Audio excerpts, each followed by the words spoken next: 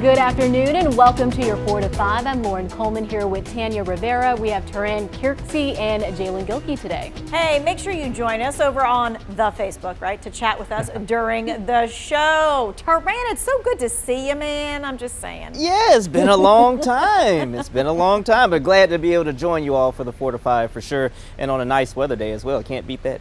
Great weather today, especially for Memorial Day today. Memorial Day is considered the unofficial start of summer, but it's really a day to honor the men and women who've made the ultimate sacrifice. More than 1 million service members have died in all of U.S. wars, and today people gathered all across the Triad to remember that service.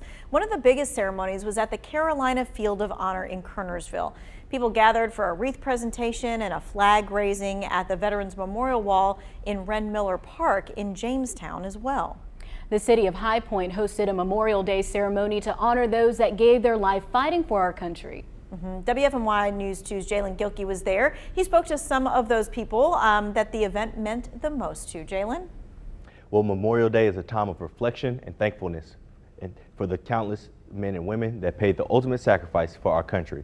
The city of High Point did their part to honor all of those that gave their life to protect ours.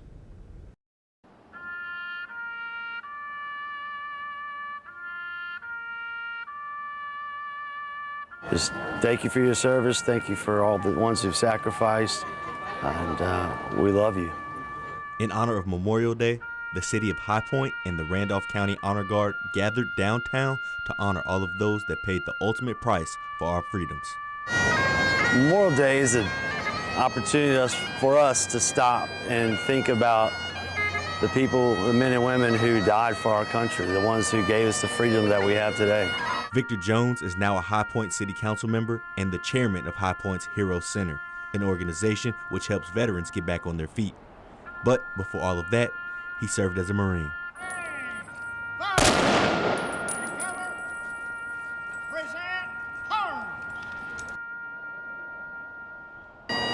I don't think there's anything better I could have done with my day than to be here and show my support for the veterans, to let them know we love them, we care about them, we honor them, and we wouldn't be here if it wasn't for them.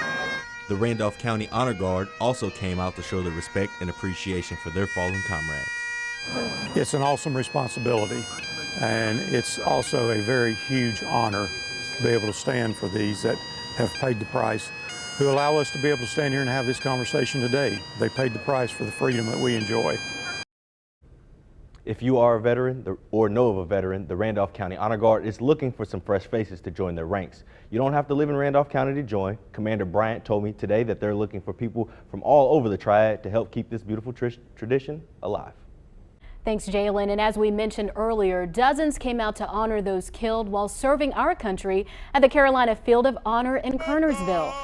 This year's guest speaker was retired Navy Master Chief Petty Officer and Navy SEAL Steve Nash. He was awarded the Silver Star and Purple Heart for his service during his many tours of Vietnam. This was the first in-person ceremony at the Carolina Field of Honor for Memorial Day since the pandemic started. For a few moments last Memorial Day, the country came together to pay tribute to our fallen service members. At precisely 3 o'clock, musicians from all 50 states played taps in what turned out to be the largest musical tribute of all time. It was part of CBS News' Taps Across America, and it's a new tradition that continues this year and hopefully for many years to come.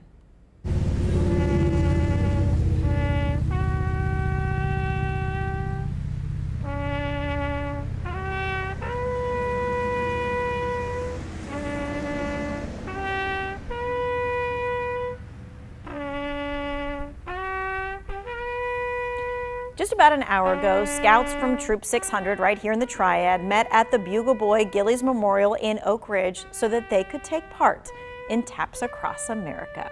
We're going to see much more of that coming up later on today and tonight on WFMY News 2. In the meantime, where did Memorial Day get its start, how it came to be, plus what makes it different from Veterans Day? That's in about 10 minutes. Let's take a look at some of your headlines with your 4 to 5 roundup. REIDSVILLE police are investigating a shooting after a 5-year-old girl was shot and taken to the hospital Saturday. Police say the shooting happened on Northwest Market Street after 2 p.m. The child remains in the hospital, but her parents say she is in good condition. Investigators believe she was an unintended victim of careless gunfire. If you know anything that can help police, call Crime Stoppers. Late last night, Democrats in Texas blocked a Republican move to tighten the state's voting laws, at least temporarily. The bill is one of the most restrictive in the country. It bans drive-through and 24-hour voting, makes it illegal for counties to send absentee ballots to people who didn't request one, adds new ID requirements for absentee ballots, and limits polling hours, even during early voting. And officials from around the globe begin 3 weeks of grueling climate talks that will involve grappling a number of political issues. Due to the coronavirus pandemic, nations will meet virtually instead of face-to-face meetings. Negotiations will focus on frames for reducing greenhouse gas emission and providing aid to developing countries. Scientists say drastic steps are needed to cut the amount of carbon dioxide and other planet-heated gases released into the atmosphere. Well, many of us are eager to break free from the COVID-19 confinement, and this Memorial Day weekend is proof of that. Lots of people on the road, more than 37 million people planning to travel 50 miles or more this past holiday weekend. According to AAA, up to 60%. That's up from last year. The travel rush comes as COVID cases decline to the lowest number of new cases in more than a year. And this as over half of Americans are now partially vaccinated. So the Memorial Day holiday is our first real test of our return to somewhat normal after the coronavirus pandemic. Let's connect the dots. Memorial Day is the unofficial start of summer, and as vaccination levels rise and case numbers drop, Americans are ready to return to a sense of normalcy. More than 37 million people were estimated to have traveled 50 miles or more from home during the holiday weekend. That's up 60% from last year when coronavirus was ravaging parts of the country. During the pandemic, health experts dreaded holidays like this. We saw large spikes after the 4th of July, Thanksgiving, and Christmas. Despite the health warnings, people tired of quarantine couldn't resist gathering with family and friends. Unfortunately, that helped COVID spread. But what about this year? 50% of American adults are now fully vaccinated, and health experts are not expecting a spike in cases. But that doesn't mean you can let your guard down, especially if you have young children who can't be vaccinated. If you have children under the age of 12, they still need to wear a mask, practice social distancing, and avoid large crowds indoors. The city of Greensboro opened 2 of their pools and spray grounds this weekend. The Barber Park and Keeley Park spray grounds and the Warnersville and Windsor pools, they opened on Saturday. The city is requiring pool goers to wear face coverings in restrooms and locker rooms, and they're asking you to bring your own lawn chair or blanket because poolside seating has been removed.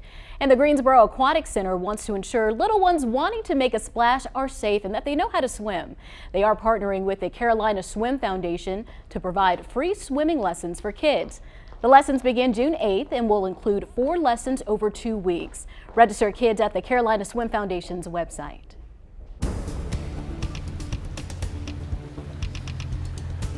All right, weather-wise, we've enjoyed really nice weather to start the week here, especially for all the observances that are going on across the area for Memorial Day. Lots of sunshine, just some puffy fair weather cumulus clouds still hanging around out there right now. The humidity is still low. Enjoy that while you can because it's going to feel like summertime again in just a couple of days. We're at 72 degrees in Burlington, right at 75 in High Point. And we're looking at temperatures generally in the 70s across most of the area. 70 right now in Wilkesboro, 72 Asheboro, right around 71 degrees.